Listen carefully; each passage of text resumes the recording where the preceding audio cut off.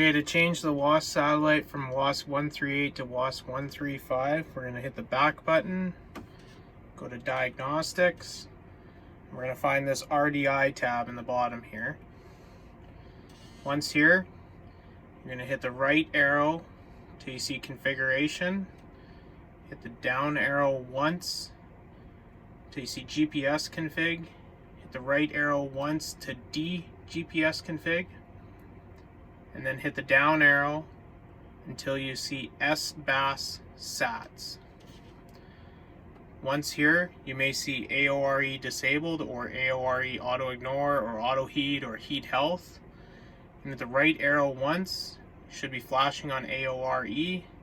You're going to hit the up or down arrow until we find 138. Once here, we're going to hit the right arrow once.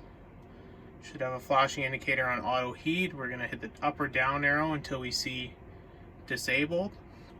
Hit the right arrow once. And we're going to hit the down arrow until we find 135. The right arrow once. We're going to hit the up arrow until we see either auto heat or heat health. It doesn't matter. So I'll set mine to auto heat. We're going to hit the enter button and we're going to come back to this screen. You can hit the escape button a bunch of times. Doesn't matter how many times you hit the escape button, it'll bring you back to this screen.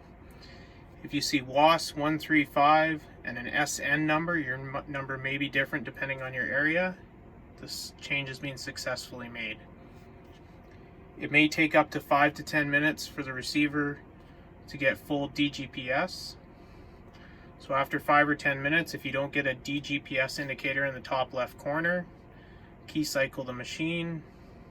If not, phone your local Future Ag Service Department.